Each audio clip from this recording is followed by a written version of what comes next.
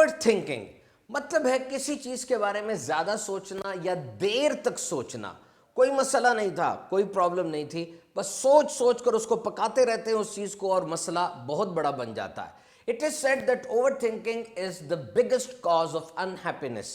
مایوسی, نا امیدی, depression, tension کی یہ ایک بڑی وجہ سمجھی جاتی ہے, اور بعض لوگوں کی یہ پھر عادت بن جاتی ہے کہ وہ اوور تھنکنگ ضرور کرتے ہیں. Remember, it is a mind trap robbing you from the gifts of very moment. یہ ایک دماغ کا ایسا جال ہے جو کہ انسان اس میں پھنس جاتا ہے اور پھر وہ مایوس ہو جاتا ہے, اداس ہو جاتا ہے, خوشیوں سے محروم ہو جاتا ہے اور ڈرا ڈرا رہتا ہے.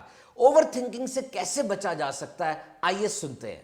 Number 1, focus on the positive first thing right now.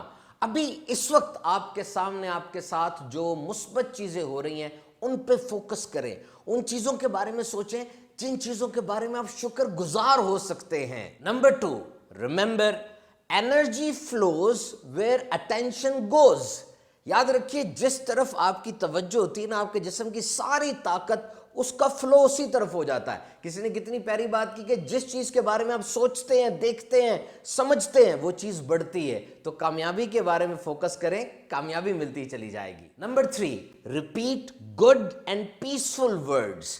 آپ کے ذہن میں اوور تھنکنگ کی وجہ سے جو منفی اور سٹریس دینے والے الفاظ گونج رہے ہیں, ان کے اوپر امن دینے والے خوبصورت اچھے الفاظ کا پینٹ کرتے جائیں, اپنے ذہن میں دہرائیں. خانہ کعبہ شریف, گنبد خضرا شریف, نماز, رحمت للعالمین, رحم, ہمدردی کے جذبات, ماں کی باتیں, آپ کے بچے. All these words are very important. Remember, words are very powerful. الفاظ میں بڑی طاقت ہوتی ہے. یہ جو آپ اپنے آپ کو کہتے رہتے ہیں نا, او جی میری تو جاب ہی خراب ہے, میرے تو بچے بڑے تنگ کرتے ہیں, ان کو دہرانے سے یہ چیزیں حقیقت کا روپ دھار لیتی ہیں. Number 4, don't ruminate the thing.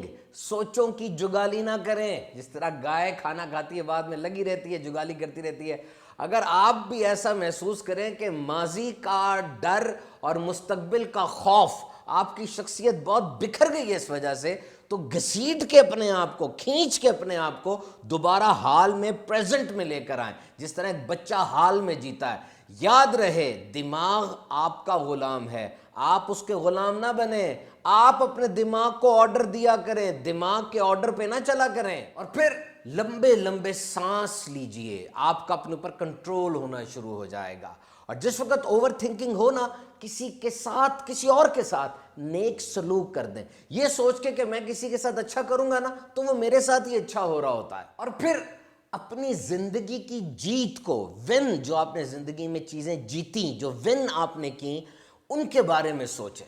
اور اگر یہ سوچیں بہت زیادہ تنگ کرنے لگے نا, تو سب سے بہترین طریقہ ہے اٹھیں اور کام میں لگ جائیں, کوئی ایکشن پرفارم کریں, کوئی کام کریں, اینڈ آسک فار ہیلپ. اگر بہت زیادہ ایسا آپ کے ساتھ ہوتا ہے تو یقیناً آپ کو ہیلپ کی ضرورت ہے.